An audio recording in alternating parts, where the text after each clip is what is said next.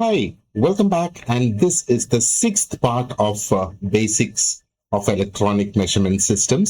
അപ്പൊ നമ്മൾ static characteristics ആയിരുന്നു ഡിസ്കസ് ചെയ്തത് കഴിഞ്ഞ പാർട്ടിൽ അല്ലെ.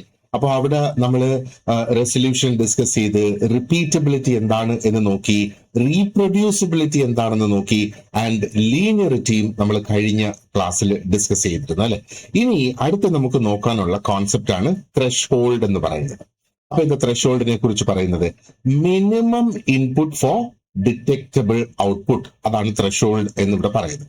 ഇനി ബിലോ ത്രെഷോൾഡ് നോ റെസ്പോൺസ് എന്നുള്ളത്. Okay, now important in low level measurements. അപ്പൊ എന്താണ് ത്രെഷോൾഡ് എന്നുള്ളത് നമുക്ക് ഡീറ്റെയിൽഡ് ആയിട്ട് നമുക്കൊന്ന് ചർച്ച ചെയ്യാം. അപ്പൊ ത്രെഷോൾഡിനെ ഡിഫൈൻ ചെയ്തിരിക്കുന്നത് as the minimum level of input. Minimum level of input required for an instrument to produce a detectable output. Detectable ആയിട്ടുള്ള ഒരു ഔട്ട്പുട്ട്, അതല്ലേ നമുക്ക് ആ മീറ്ററിൽ കാണിക്കുന്ന ചേഞ്ചസ് എന്ന് വേണമെങ്കിൽ പറയാം. അപ്പൊ ആ ഒരു ഔട്ട്പുട്ട് ലഭിക്കുന്നതിന് വേണ്ടിയിട്ട് ഏറ്റവും ലീസ്റ്റ് ആയിട്ട് അവിടെ ആവശ്യമായിട്ടുള്ള ആ ഒരു ഇൻപുട്ടിനെയാണ് ത്രെഷ് ഹോൾഡ് എന്ന് പറയുന്നത്. ആ ത്രെഷ് ഹോൾഡിൽ താഴെയാണ് ഒരു ഇൻപുട്ട് വരുന്നതെങ്കിൽ there will be no response എന്ന് നമ്മൾ ഓർക്കുക. ഇപ്പൊ നമ്മൾ ഇതിന്റെ ആ ഒരു ലിറ്ററൽ മീനിങ് നമ്മൾ നോക്കുവാണെന്നുണ്ടെങ്കിൽ എന്തെങ്കിലും ഒരു പ്രത്യേക രീതിയിലുള്ള ഒരു പ്രതികരണമോ ഒരു പ്രതിഭാസമോ, ഇനി അതും അല്ലെങ്കിൽ ഒരു ഫലം, ഇനി അല്ലെങ്കിൽ ഒരു അവസ്ഥ എന്ന് വിചാരിക്കുക. ഇവിടെ നമ്മൾ ആ ഒരു ഔട്ട്പുട്ട് എന്ന് പറയുമ്പോഴത്തേക്ക് ഒരു ഫലമാണ് എക്സ്പെക്ട് ചെയ്യുന്നത് അല്ലെ. അപ്പോ അങ്ങനത്തെ ഒരു അവസ്ഥ സംഭവിക്കുന്നതിനോ അത് പ്രകടമാകുന്നതിനോ വേണ്ടിയിട്ടുള്ള എന്താ പറയേണ്ടത്, ഏറ്റവും കുറഞ്ഞ തീവ്രതയ്ക്കാണ് ഈ ത്രെഷോൾഡ് എന്ന് പറയുന്നത്. ഇൻ അതർ വേർഡ്സ് നമുക്ക് വേണമെങ്കിൽ പറയാം, ഈ ത്രെഷോൾഡ് റെപ്രസെന്റ് ചെയ്യുന്ന ആ ഒരു പോയിന്റ് ഉണ്ടല്ലോ, ആ ഒരു പോയിന്റിലാണ് ആ ഒരു ഇൻസ്ട്രുമെന്റ് ആ ഒരു മെഷേർഡ് ക്വാണ്ടിറ്റിയിൽ റെസ്പോണ്ട് ചെയ്യാനായിട്ട് തുടങ്ങുന്നത്, അല്ലെങ്കിൽ ആ ഒരു ഇൻസ്ട്രുമെന്റ് അനങ്ങി തുടങ്ങുന്നത് എന്ന് വേണമെങ്കിൽ നമുക്ക് പറയാം.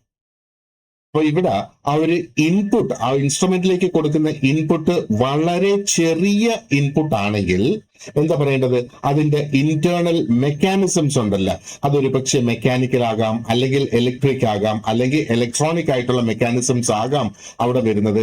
അതിന് ഒരു മിനിമം ലെവൽ ഓഫ് എനർജി അവിടെ ആവശ്യമുണ്ട്, അല്ലെങ്കിൽ ഒരു സ്റ്റിമുലസ് അവിടെ വേണം അതിന്റെ ആ ഒരു മെഷറബിൾ റെസ്പോൺസ് ഇനിഷ്യേറ്റ് ചെയ്യുന്നതിന് വേണ്ടിയിട്ട്. അപ്പൊ ആ ഒരു മിനിമം ലെവൽ എത്തിക്കഴിഞ്ഞെങ്കിൽ മാത്രമേ ആ ഒരു ഇൻസ്ട്രുമെന്റ് എന്താ പറയേണ്ടത് റീഡിങ്സ് ഇൻഡിക്കേറ്റ് ചെയ്യാനായിട്ട് സാധിക്കുള്ളൂ. അപ്പോഴേ നമുക്ക് ആ ഒരു മെഷർമെന്റിന്റെ പ്രസൻസ് അവിടെ ഉണ്ട് എന്ന് അറിയാനായിട്ട് സാധിക്കുള്ളൂ എന്നുള്ളത്. അപ്പോ ദ മിനിമം ഇനിഷ്യേറ്റിംഗ് വാല്യൂ എന്നും നമുക്കിതിനെ പറയാം. ത്രെഷോൾഡ് എന്ന് പറയുമ്പോഴത്തേക്ക് ദ മിനിമം ഇനിഷ്യേറ്റിംഗ് വാല്യൂ എന്നും പറയാം. നോക്ക്, ഞാനിത് പല വാക്കുകൾ ഉപയോഗിച്ച് പല രീതിയിൽ മാറ്റിയും തിരിച്ചും പറയുന്നതിന്റെ റീസൺ എന്ന് പറയുന്നത്, ഇത് മാറ്റിയും തിരിച്ചും പല രീതിയിൽ ഇത് ചോദ്യമായിട്ട് നമ്മുടെ മുന്നിൽ വേണമെങ്കിലും വരാം അല്ലെ.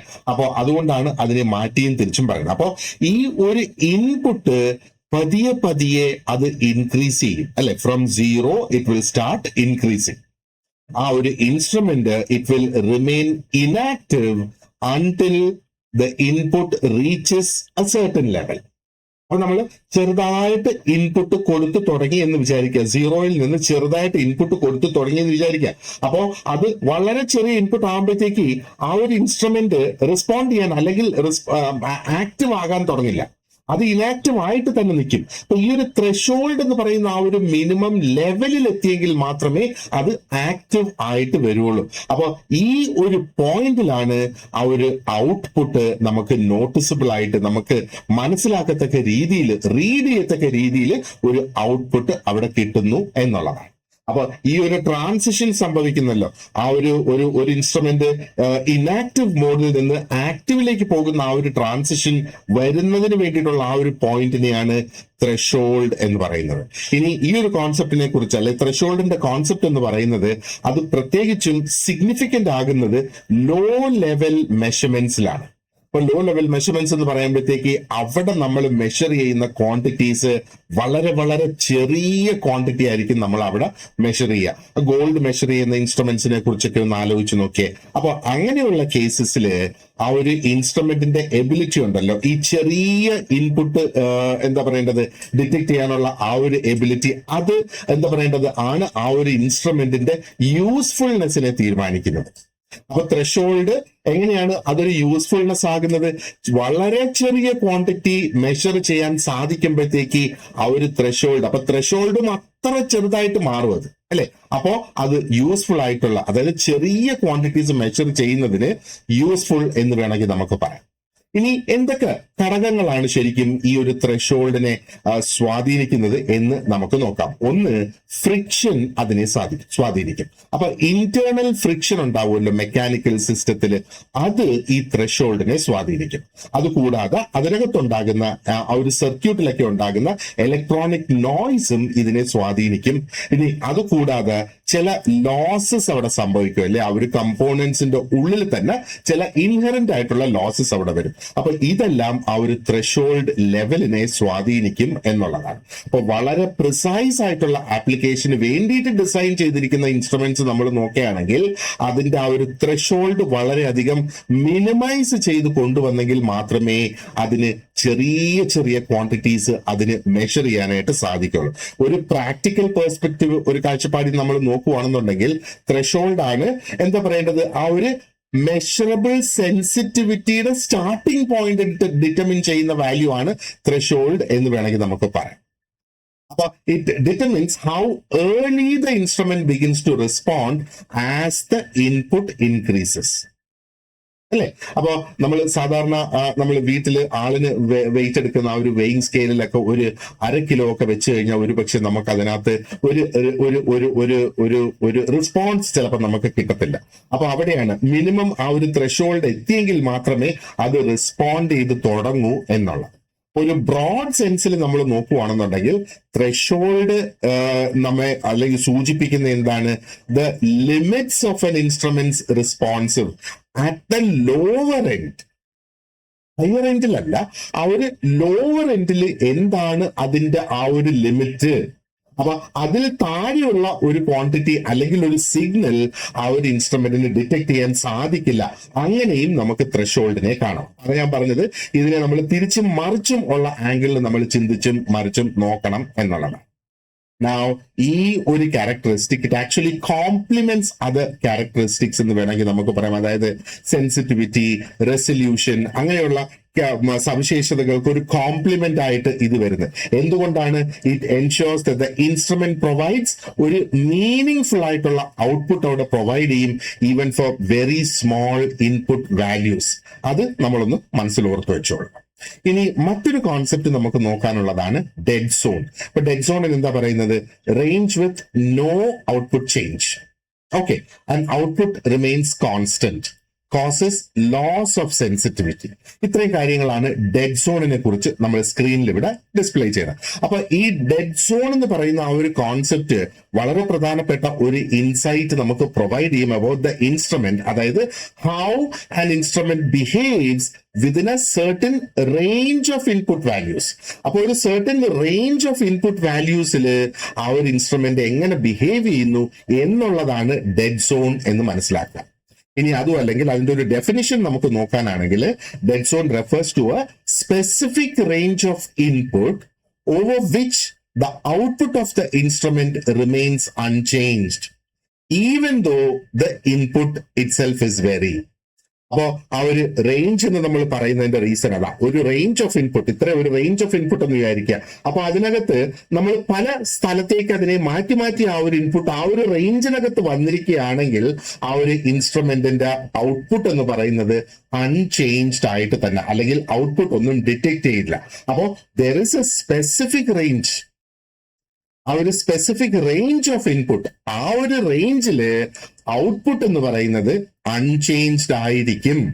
അപ്പൊ ഈ ഇൻപുട്ട്, ഈ റേഞ്ചിനുള്ളിൽ ഈ ഇൻപുട്ട് എന്തുമാത്രം മാറിയിരുന്നാലും അത് ഔട്ട്പുട്ട് അൺചേഞ്ച്ഡ് ആയിട്ട് നിൽക്കും. അതിനെയാണ് ഡെഡ് സോൺ എന്ന് പറയുന്നത്. അപ്പൊ ഇതൊന്നും കൂടെ വ്യക്തമായിട്ട് മനസ്സിലാക്കുന്നതിന് വേണ്ടിയിട്ട് നമ്മൾ വളരെ ഗ്രാജുവൽ ആയിട്ട് വളരെ പതിയെ ആ ഒരു ഇൻപുട്ട് ഇൻക്രീസ് ചെയ്യുന്നതായിട്ട് നമ്മൾ വിചാരിക്കുക. ഓക്കെ, അപ്പൊ ഒരു ഐഡിയൽ ആയിട്ടുള്ള സിസ്റ്റത്തില് എന്താണ് സംഭവിക്കുക? ഈവൻ ചെറിയ ചേഞ്ച് ഓഫ് ഇൻപുട്ട് ആയിരുന്നാലും ശരി തന്നെ അത് ഒരു കറസ്പോണ്ടിങ് ആയിട്ടുള്ള ഒരു ചേഞ്ച് ഇൻ ഔട്ട്പുട്ട് അത് അവിടെ കാണിക്കും. അതൊരു ഐഡിയൽ സിസ്റ്റത്തില്. പക്ഷെ ഇൻ പ്രാക്ടീസ് പലപ്പോഴും എന്താണ്, there will be a range അല്ലെങ്കിൽ ഒരു റീജിയൻ അവിടെ ഉണ്ടാകും. അപ്പൊ അവിടെ സംഭവിക്കുന്ന ചെറിയ വേരിയേഷൻസ്, ഇൻപുട്ടിൽ ഉണ്ടാകുന്ന ചെറിയ variations will not produce any observable change in the output എന്നുള്ളത്. അപ്പൊ ഈ ഒരു റീജിയനെയാണ് ഡെഡ് സോൺ എന്ന് പറയുന്നത്. അപ്പൊ ഈ ഒരു റേഞ്ചിൽ നമ്മൾ നോക്കുവാണെന്നുണ്ടെങ്കിൽ ആ ഒരു ഇൻസ്ട്രുമെന്റ് എന്താണ്, അത് എഫക്റ്റീവ്ലി ആ ഇൻസ്ട്രുമെന്റ് ഒരു റെസ്പോൺസ് കാണിക്കുന്നില്ല എന്നുള്ളത് നമ്മൾ മനസ്സിലാക്കി വെച്ചേക്കാം. അപ്പൊ അതിന്റെ result, as A result of this, small variations in the measured quantity will pass undetected. അപ്പൊ ഇതുകൊണ്ട് ഉണ്ടാകുന്ന പ്രശ്നം അതാണ്, ചെറിയ ചെറിയ ചേഞ്ചസ് അവിടെ വരുന്നത്, ചെറിയ വേരിയേഷൻസ് അവിടെ വരുന്നത് അൺഡിറ്റക്റ്റഡ് ആയി പോകും. അപ്പൊ അങ്ങനെ വരുമ്പോഴത്തേക്ക് ഔട്ട്പുട്ട് അവിടെ കോൺസ്റ്റന്റ് ആയിട്ട് തന്നെ അവിടെ നിൽക്കും.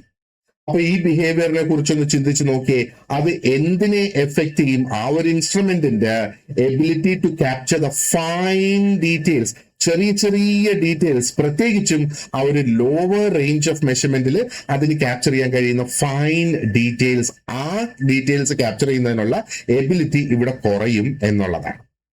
അപ്പോ ഈ ഒരു ഡെഡ് സോണിന്റെ പ്രസൻസ് നമ്മൾ നോക്കുവാണെന്നുണ്ടെങ്കിൽ it is very closely related to factors like ഒന്ന് mechanical play, internal friction, electrical ത്രെഷോൾഡ്സും ഇതിനെ ഇമ്പാക്ട് ചെയ്യും. ആൻഡ് സിഗ്നൽ പ്രോസസ്സിംഗിന്റെ ലിമിറ്റേഷൻസും ഈ ഒരു ഡെഡ് സോണിന്റെ പ്രസൻസിനെ സ്വാധീനിക്കും എന്നുള്ളതാണ്. അപ്പൊ ഈ ഫാക്ടേഴ്സ് ഇതിനകത്ത് ഉണ്ടെങ്കിൽ it actually creates A situation way the instrument will require A certain minimum change. അപ്പോ ഒരു മിനിമം ചേഞ്ച് ഇൻപുട്ട് അവിടെ ഉണ്ടാകണം, അതിന് കറസ്പോണ്ടിങ് ആയിട്ടുള്ള ഒരു ഔട്ട്പുട്ട് ചേഞ്ച് ലഭിക്കുന്നതുണ്ട്. ഒന്ന് ആലോചിക്കുക, മനസ്സിൽ വെച്ചോളുക, ഡെഡ് സോൺ എന്ന് പറയുന്നത് എപ്പോഴും ഒരു റേഞ്ചിലാണ് വരിക. എന്നാൽ നമ്മൾ നേരത്തെ നോക്കിയ കോൺസെപ്റ്റ് എന്താ, ത്രെഷോൾഡ് എന്ന് പറയുന്നത് ഒരു സിംഗിൾ പോയിന്റ് ആണ്. ത്രെഷോൾഡ് എന്ന് പറയുന്നത് ആ ഒരു പോയിന്റിന് ശേഷം മാത്രമേ അത് റെസ്പോണ്ട് ചെയ്ത് തുടങ്ങുകയുള്ളൂ. പക്ഷേ ഡെഡ് സോൺ എന്ന് പറയുമ്പോഴത്തേക്ക് ദാറ്റ് ഇസ് എ റേഞ്ച്. ആ ഒരു റേഞ്ചിന്റെ ഉള്ളില് നമ്മൾ എന്ത് ചേഞ്ചസ് അതിനകത്ത് കൊണ്ടുവന്നിരുന്നാലും ശരി, ആ ഒരു ഔട്ട്പുട്ടിനകത്ത് ഒരു ചേഞ്ച് അവിടെ കാണിക്കില്ല. ഒരു പ്രാക്ടിക്കൽ സ്റ്റാൻഡ് പോയിന്റിൽ നിന്ന് നമ്മൾ നോക്കുവാണെന്നുണ്ടെങ്കിൽ ഡെഡ് സോണിന് സെൻസിറ്റിവിറ്റിയും റെസ്പോൺസിവ്നെസ്സും ആയിട്ട് ഒരു ഡയറക്റ്റ് ഇമ്പാക്ട് ഉള്ളതായിട്ട് നമുക്ക് അവിടെ കാണാം. കാരണം ഇൻപുട്ട് വേരിയേഷൻസ്, ഈ ഒരു റേഞ്ചിലുള്ള ഇൻപുട്ട് വേരിയേഷൻസ് ഒരു ഔട്ട്പുട്ട് ചേഞ്ചസും അവിടെ വരുത്തുന്നില്ലല്ലോ. അപ്പോ ഈ ഇൻഡയറക്ട്ലി നമ്മൾ മനസ്സിലാക്കേണ്ടത് എന്താണ്, ഈ ഒരു ഇൻസ്ട്രുമെന്റ് അത്ര എഫക്റ്റീവ് ആകില്ല. ചെറിയ ചെറിയ ഡിഫറൻസസ് ഡിറ്റക്ട് ചെയ്യുന്നതിന് ഇത് അത്ര എഫക്റ്റീവ് ആകില്ല. പ്രത്യേകിച്ചും നമ്മൾ ഒരു പ്രിസിഷൻ മെഷർമെന്റും കൺട്രോൾ സിസ്റ്റംസും ഒക്കെ ആവശ്യമായിട്ടുള്ള ആപ്ലിക്കേഷൻസ് നോക്കുവാണെന്നുണ്ടെങ്കിൽ ഇത് വളരെ പ്രധാനപ്പെട്ട ഒരു സംഗതിയായിട്ട് മാറും. കാരണം വളരെ പ്രിസിഷൻ മെഷർമെന്റും ആക്യുറസിയും, അല്ലെങ്കിൽ ആക്യുറസി അല്ല, ഒരു കൺട്രോൾ മെഷേഴ്സും ഒക്കെ നമുക്ക് എടുക്കേണ്ട സാഹചര്യങ്ങളിൽ ചെറിയ വേരിയേഷൻസ് പോലും അവിടെ വലിയൊരു ഇമ്പാക്ട് ഉണ്ടാക്കാം. അല്ലെ, ഇമ്പോർട്ടന്റ് ആയിട്ടുള്ള ഇൻഫർമേഷൻ ഒരു പക്ഷേ അതിനകത്ത് നിന്ന് നമുക്ക് മിസ്സായി പോകും. ആ ചെറിയ വേരിയേഷൻസ് അത് ക്യാപ്ചർ ചെയ്തില്ല എങ്കിൽ. ഉദാഹരണത്തിന് കൺട്രോൾ സിസ്റ്റത്തിൽ നമ്മൾ നോക്കുവാണെന്നുണ്ടെങ്കിൽ ആ ഒരു ഡെഡ് സോൺ പ്രസന്റ് ആണെന്നുണ്ടെങ്കിൽ എങ്ങനെ ആ ഒരു സിസ്റ്റം ആക്യുറേറ്റ് ആയിട്ട് റെസ്പോണ്ട് ചെയ്യുന്നു ടു ഇൻപുട്ട് സിഗ്നൽസ് എന്നുള്ളതിനെ അത് സ്വാധീനിക്കും എന്നുള്ളതാണ്. അപ്പോൾ കൃത്യമായിട്ട് ഡിസൈൻ ചെയ്തിട്ടുള്ള ഒരു വെൽ ഡിസൈൻഡ് ആയിട്ടുള്ള ഒരു ഇൻസ്ട്രുമെന്റ് ആണെങ്കിൽ അതിന്റെ ഒരു പ്രധാനപ്പെട്ട എന്ന് പറയുന്നത് ഈ ഡെഡ് സോൺ തീരെ മിനിമൈസ് ചെയ്ത് കൊണ്ടുവരിക. അപ്പോ ചെറിയ വേരിയേഷൻസിന് പോലും ആ മെഷർമെന്റിൽ എന്തെങ്കിലും ചെറിയ വേരിയേഷൻസ് വന്നാലും അത് ക്യാപ്ചർ ചെയ്യുകയും അത് ഔട്ട്പുട്ടിൽ റിഫ്ലക്ട് ചെയ്യുകയും ചെയ്യുന്നു. ഇനി ഒരു ബ്രോഡ് സെൻസിൽ നമ്മൾ നോക്കുവാണെന്നുണ്ടെങ്കിൽ ഈ ഡെഡ് സോൺ റെപ്രസെന്റ് ചെയ്യുന്നത് ഒരു ലിമിറ്റേഷൻ ആണ്. ശരിക്കും അതൊരു പോരായ്മയായിട്ടാണ് നമ്മൾ അതിനെ കണക്കാക്കേണ്ടത്. പ്രത്യേകിച്ചും ആ ഒരു ഇൻസ്ട്രുമെന്റിന്റെ responsiveness within a specific range. ഒന്ന് എപ്പോഴും ആലോചിച്ച് വെച്ചോളുക, ഡെഡ് സോൺ എന്ന് പറയുമ്പോഴത്തേക്ക് it is always associated with a specific range എന്നുള്ളത്. അപ്പൊ ഈ ഒരു ക്യാരക്ടറിസ്റ്റിക് നമുക്ക് മനസ്സിലാക്കുന്നതോടുകൂടി it allows engineers to interpret measurements more accurately. കുറെ കൂടെ ആക്യുറേറ്റ് ആയിട്ട് എഞ്ചിനീയേഴ്സിന് ഇതിന്റെ എന്താ പറയേണ്ടത് മെഷർമെന്റ്സിനെ ഇന്റർപ്രറ്റ് ചെയ്യാനായിട്ട് സാധിക്കും. അത് ചെയ്യുന്നതോടുകൂടി they would be able to design systems that maintain high levels of sensitivity. കാരണം ഇവിടെ സെൻസിറ്റിവിറ്റി ലെവൽസ് കൂടുമ്പോഴാണ് ഒരു പക്ഷേ ഡെഡ് സോൺ കുറയുന്നത് എന്ന് വേണമെങ്കിൽ നമുക്ക് പറയാം. അപ്പോൾ അതിന്റെ ഒരു എൻറ്റയർ ഓപ്പറേറ്റിംഗ് റേഞ്ചിൽ അതിന്റെ പെർഫോമൻസ് ഓപ്റ്റിമൈസ് ചെയ്ത് ഒരു നല്ല പെർഫോമൻസിലേക്ക് കൊണ്ടെത്തിക്കാനായിട്ട് സാധിക്കും എന്നുള്ളതാണ്. Okay, now let us look at what is the importance of static characteristics. ഒന്ന്, basis for instrument selection. മറ്റൊന്ന്, it determines measurement quality. പിന്നെ it is essential for calibration and analysis എന്ന് വേണമെങ്കിൽ നമുക്ക് പറയാം. അപ്പോ ഈ സ്റ്റാറ്റിക് ആയിട്ടുള്ള ക്യാരക്ടറിസ്റ്റിക്സ് അല്ലെങ്കിൽ സവിശേഷതകൾ നമ്മൾ നോക്കുകയാണെങ്കിൽ അത് കളക്റ്റീവായിട്ട് ആ ഒരു ഇൻസ്ട്രുമെന്റിന്റെ ഫണ്ടമെന്റൽ പെർഫോമൻസിനെ നിർണ്ണയിക്കുന്നു എന്ന് നമുക്ക് പറയാം. പക്ഷേ it always has to be under steady conditions അല്ലേ.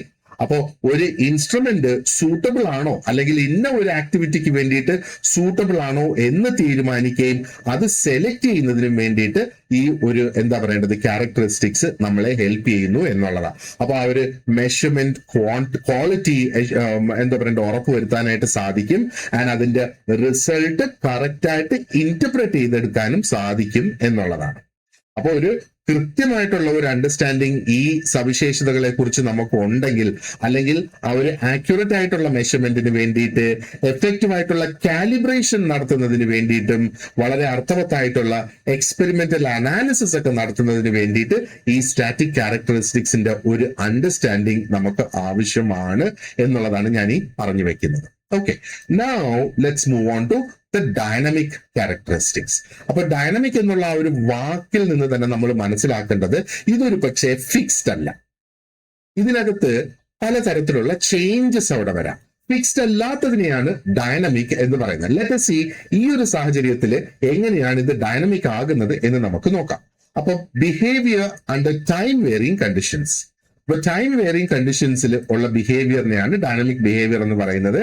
ഇനി measured quantity changes with time and important for real world measurements. അപ്പൊ ഇതാണ് ഡൈനാമിക് ക്യാരക്ടറിസ്റ്റിക്സ് എന്നുള്ളത്. നമുക്കിനി എന്താ നോക്കാം. ഓക്കെ, അപ്പോ സ്റ്റാറ്റിക് ക്യാരക്ടറിസ്റ്റിക്സ് നമ്മളിപ്പോ ഡിസ്കസ് ചെയ്ത് കഴിഞ്ഞ് ഇനി നമ്മൾ കുറെ കൂടെ റിയലിസ്റ്റിക് ആയിട്ടുള്ള ആ ഒരു ഡൈനാമിക് പെർസ്പെക്റ്റീവിലേക്കാണ് നമ്മൾ കടക്കുന്നത്. അതാണ് ഈ ഡൈനാമിക് ക്യാരക്ടറിസ്റ്റിക്സ് എന്ന് പറയുന്നത്. അപ്പൊ പ്രാക്ടിക്കൽ ആയിട്ടുള്ള സിറ്റുവേഷൻസ് നമ്മൾ എടുക്കുക, റിയൽ ലൈഫ് സിറ്റുവേഷൻസ് നമ്മൾ എടുക്കുക. ഓക്കെ, അവിടെ നമ്മൾ മെഷർ ചെയ്യുന്ന ക്വാണ്ടിറ്റീസ് ഒരു പക്ഷേ അത് വോൾട്ടേജ് ആകാം, കറണ്ട് ആകാം, ടെമ്പറേച്ചർ ആകാം, ഇനി അതും അല്ലെങ്കിൽ പ്രഷർ ആകാം.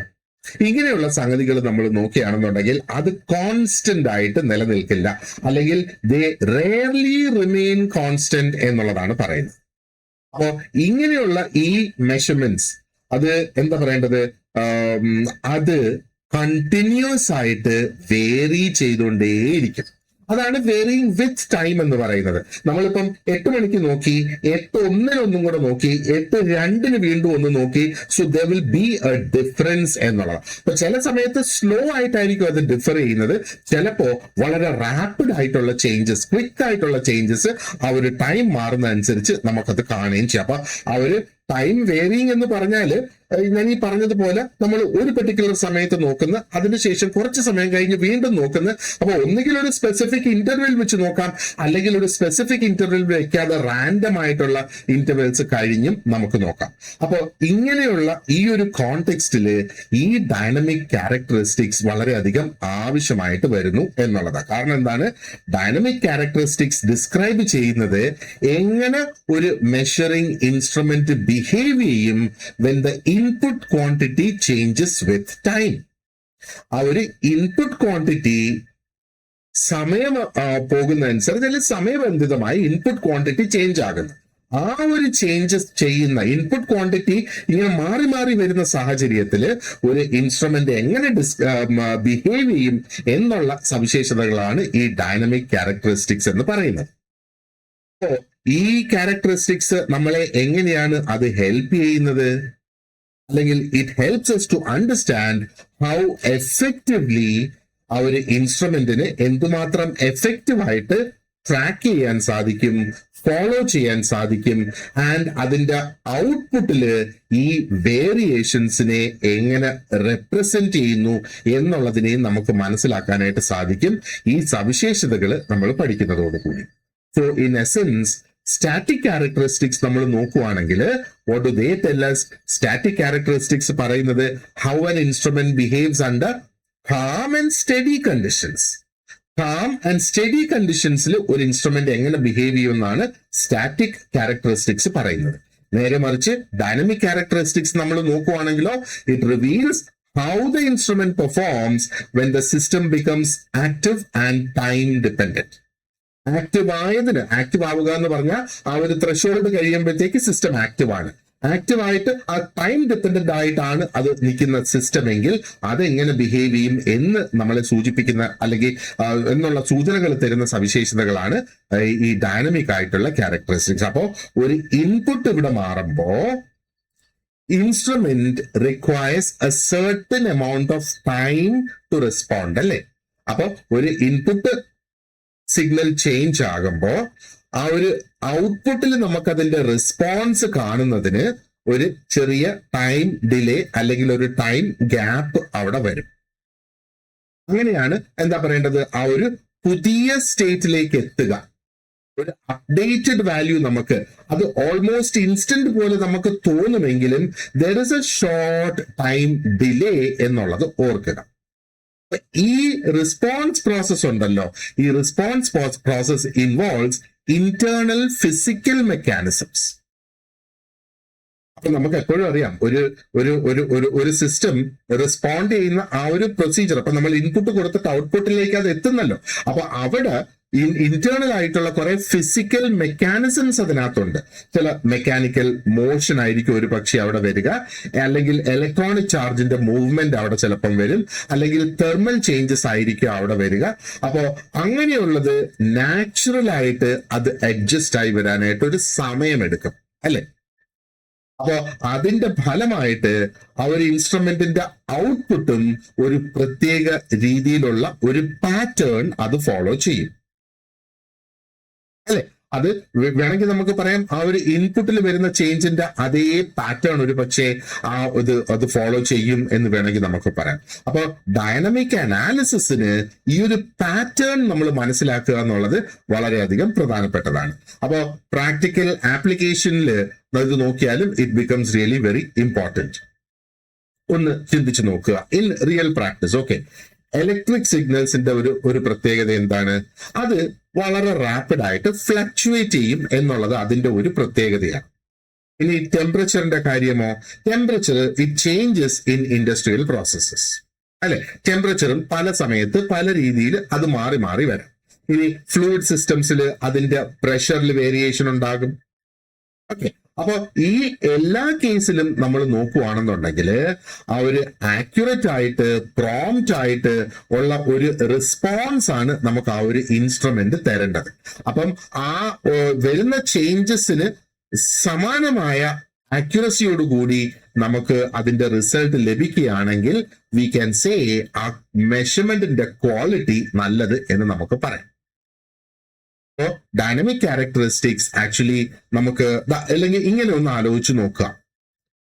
ഞാൻ ഒരു 2-3 ക്വസ്റ്റ്യൻസ് ഇവിടെ പറയാം. അതായത് how quickly does the instrument respond to change?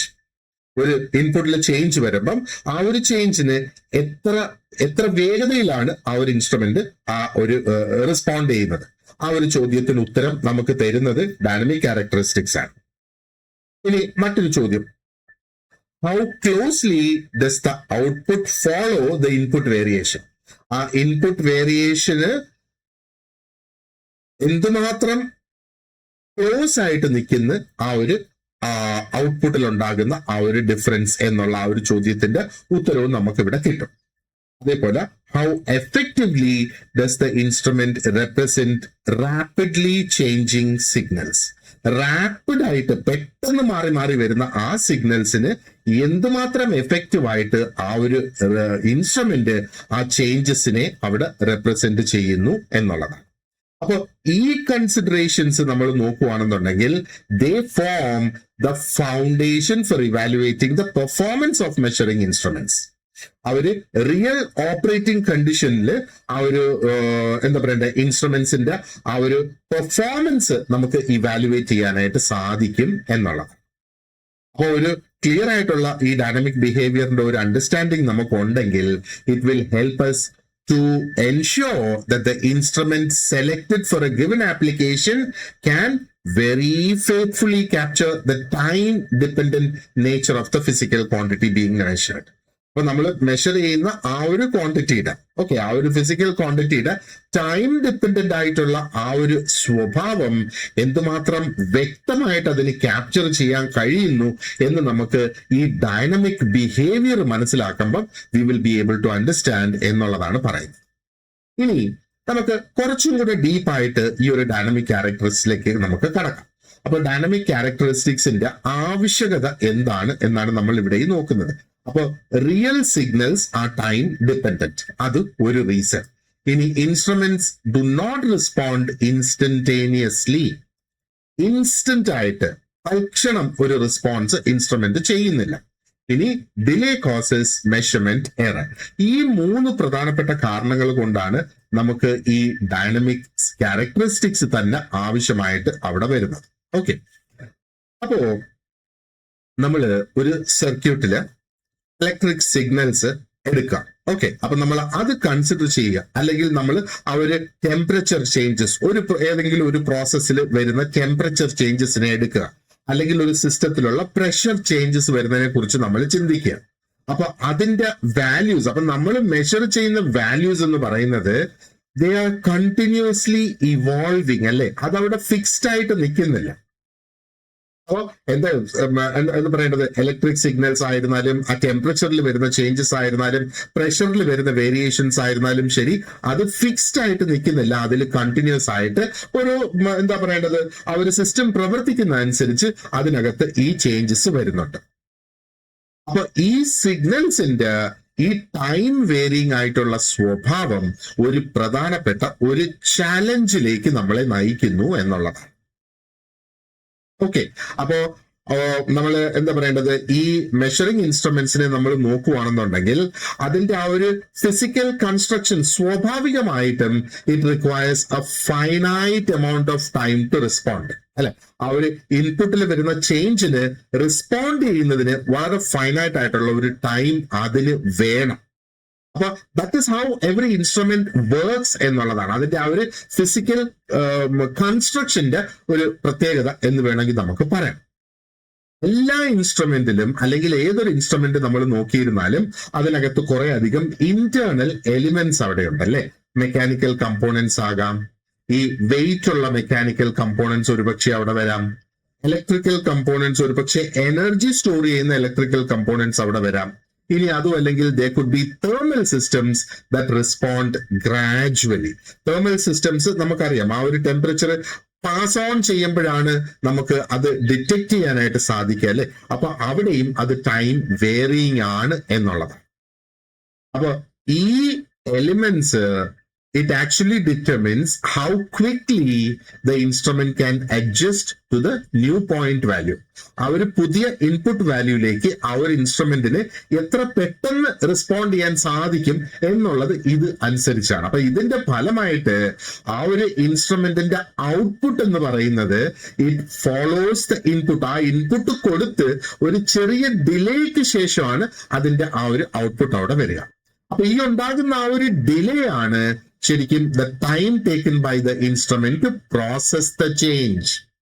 ആ ഒരു ഇൻപുട്ടിൽ വന്നിരിക്കുന്ന ചേഞ്ചിനെ കംപ്ലീറ്റ് ആയിട്ട് പ്രോസസ് ചെയ്ത് ആ ഒരു മെഷീൻ അല്ലെങ്കിൽ ആ ഒരു ഇൻസ്ട്രുമെന്റ് മനസ്സിലാക്കി എടുക്കുന്നതിനുള്ള ആ ഒരു ടൈമാണ് ഈ ഒരു ടൈം ഡിലേ എന്നുള്ളത് നമ്മൾ പറയുന്നത്. മനസ്സിലായില്ലേ? അപ്പൊ ഈ ഒരു ബിഹേവിയർ അല്ലെങ്കിൽ ഈ ഡിലേ വരുന്നു എന്നുള്ള ഈ ഒരു behaviour it actually leads to another important concept in measurement. അതാണ് ഡൈനാമിക് എറർ എന്ന് പറയുന്നത്. അതാണ് ഡിലേ കോസസ് മെഷർമെന്റ് എറർ എന്ന് ഞാനിവിടെ പറഞ്ഞില്ലേ. അപ്പൊ ഡൈനാമിക് എററും കൂടെ ജസ്റ്റ് ഇവിടെ ഒന്ന് മെൻഷൻ ചെയ്ത് പോകാം. അപ്പോൾ ഡൈനാമിക് എറർ എപ്പോഴാണ് സംഭവിക്കുന്നത്? ഓക്കെ, ആ ഒരു ഇൻപുട്ട് ചേഞ്ച് ആകുന്ന ഒരു സാഹചര്യത്തെ കുറിച്ച് ചിന്തിക്കുക. ആൻഡ് ആ ഒരു ഇൻസ്ട്രുമെന്റ് കുറച്ച് സമയം എടുക്കുന്ന ആ ഒരു ഇൻപുട്ട് ചേഞ്ച് ഡിറ്റക്ട് ചെയ്ത് അതിനെ ഫോളോ ചെയ്ത് ഒരു ഔട്ട്പുട്ട് തരാനായിട്ട്. അപ്പോൾ അങ്ങനെ വരുമ്പോഴത്തേക്ക് there will be a difference between the actual value of the quantity and the value indicated by the instrument. ആ ഒരു ഇൻസ്റ്റന്റിൽ നമുക്ക് കാണുന്ന ആ ഒരു ഔട്ട്പുട്ട് വാല്യൂ ഉണ്ടല്ലോ, അത് വിൽ ബി എ ഡിഫറൻസ് എന്നുള്ളത്. അപ്പൊ ആ ഒരു difference between the actual value of the quantity and the value indicated by the instrument will be different. ഈ ഒരു ഡിഫറൻസ് ഉണ്ടാകുന്നത് is again because of the inherent response characteristic. ആ ഒരു ഇൻസ്ട്രുമെന്റിന് അങ്ങനെയാണ് അതിന്റെ ആ ഒരു റെസ്പോൺസ് ക്യാരക്ടറിസ്റ്റിക് എന്ന് വേണമെങ്കിൽ നമുക്ക് പറയാം. കാരണം ടൈം അവിടെ എടുക്കുന്നു എന്നുള്ളതാണ്. അപ്പോ നമുക്ക് ഒരു ഇൻസ്ട്രുമെന്റിന്റെ ബിഹേവിയർ അനലൈസ് ചെയ്യാനും പ്രെഡിക്റ്റ് ചെയ്യാനും സാധിക്കും ഈ ഒരു ഡൈനാമിക് ക്യാരക്ടറിസ്റ്റിക്സ് നമ്മൾ മനസ്സിലാക്കുമ്പോഴത്തേക്ക്. അപ്പോ നമുക്ക് എങ്ങനെയാണ് അതിന്റെ ആ ഒരു ഇവാലുവേഷൻ അല്ലെങ്കിൽ എന്തിവിടെ ചെയ്യാനായിട്ട് സാധിക്കും? ഒന്ന്, how quickly the instrument response to a change എന്നുള്ളത് നമുക്ക് ഡിറ്റർമിൻ ചെയ്യാനായിട്ട് കഴിയും. ആൻഡ് എന്തുമാത്രം ആക്യുറേറ്റ് ആയിട്ട് ആ ടൈം ബൗണ്ട് ആയിട്ടുള്ള വേരിയേഷൻസ് അല്ലെങ്കിൽ വേരിയേഷൻസ് ഓവർ ടൈം അതിന് ട്രാക്ക് ചെയ്യാൻ കഴിയുന്നുണ്ട് എന്ന് നമുക്ക് മനസ്സിലാക്കാനായിട്ട് സാധിക്കും. ആൻഡ് റാപ്പിഡ് ആയിട്ട് ചേഞ്ച് ചെയ്തുകൊണ്ടിരിക്കുന്ന ആ സിഗ്നൽസിനെ എന്തുമാത്രം എഫക്റ്റീവ് ആയിട്ട് ഇത് റെസ്പോണ്ട് ചെയ്യുന്നുണ്ട് അല്ലെ റെപ്രസെന്റ് ചെയ്യുന്നുണ്ട് എന്നുള്ളത് നമുക്ക് മനസ്സിലാക്കാനായിട്ട് സാധിക്കും. അപ്പോൾ ഒരു എഞ്ചിനീയറിംഗ് പെർസ്പെക്റ്റീവിൽ നിന്ന് നമ്മൾ നോക്കുകയാണെന്നുണ്ടെങ്കിൽ ഈ ഒരു അണ്ടർസ്റ്റാൻഡിങ് വളരെയധികം വിലപ്പെട്ടതാണ്, especially when selecting instruments four specific applications അല്ലെ. അപ്പോൾ ഇന്ന ഒരു ആപ്ലിക്കേഷന് വേണ്ടിയിട്ട് നമ്മൾ ഇന്ന ഒരു ഇൻസ്ട്രുമെന്റ് സെലക്ട് ചെയ്യുമ്പം ഇതിന്റെ ഈ ക്യാരക്ടറിസ്റ്റിക്സ് കൂടെ അറിഞ്ഞു വേണം അത് സെലക്ട് ചെയ്യാനായിട്ട്. ഇപ്പം റാപ്പിഡ് ആയിട്ടുള്ള ഫ്ലക്ച്വേഷൻസ് ഉണ്ടാകുന്ന സിസ്റ്റംസ് ആണെങ്കിൽ അതിന് കുറച്ചും കൂടെ ഫാസ്റ്റർ ആയിട്ടുള്ള റെസ്പോൺസ് ഉള്ള തരത്തിലുള്ള ഇൻസ്ട്രുമെന്റ്സ് അവിടെ വേണം. എന്നാൽ ആ ഒരു സ്ലോ വേരിയിങ് സിസ്റ്റംസ് ഉണ്ടല്ലോ, അത് കുറെ കൂടെ റിലാക്സ്ഡ് ആയിട്ടുള്ള റെസ്പോൺസ് റിക്വയർമെന്റ്സ് ഉള്ളിടത്ത് നമുക്ക് യൂസ് ചെയ്യാം എന്നുള്ളതാണ്. അപ്പൊ ഈ ഒരു രീതിയിൽ നമ്മൾ ഈ ഡൈനാമിക് ക്യാരക്ടറിസ്റ്റിക്സ് പഠിക്കുന്നതോടുകൂടി it gives us a realistic framework for assessing instrument performance. ആ ഒരു ഇൻസ്ട്രുമെന്റിന്റെ പെർഫോമൻസ് ഡിറ്റർമിൻ ചെയ്യുന്നതിന് വേണ്ടിയിട്ട് നമുക്ക് റിയലിസ്റ്റിക് ആയിട്ടുള്ള ഒരു ഫ്രെയിം വർക്ക് ലഭിക്കും എന്നുള്ളതാണ്. ആ പ്രത്യേകിച്ചും ആ ഒരു റിയൽ പ്രാക്ടിക്കൽ ഓപ്പറേറ്റിംഗ് കണ്ടീഷൻസിൽ. അപ്പൊ ഒരു സംഗതിയും കൂടെ നമുക്കിവിടെ ഉറപ്പുവരുത്താനായിട്ട് സാധിക്കും, അതായത് ആ ഒരു മെഷർമെന്റ്സ് ശരിക്കും മീനിങ് ഫുൾ ആയിരിക്കും എന്നുള്ളതും. ആൻഡ് ഓൾസോ ആ ഒരു measured quantity evolves with time. അത് ടൈം വരുന്ന അനുസരിച്ച് ചേഞ്ച് ആയി മാറി വരും എന്നുള്ളത്. ഓക്കെ, ഇനി അടുത്ത കോൺസെപ്റ്റ് നമുക്ക് നോക്കാനുള്ളത് സ്പീഡ് ഓഫ് റെസ്പോൺസ് ആണ്. We will do that in the next lesson. So thank you very much for watching this lesson and you have an excellent day ahead. See you in the next class.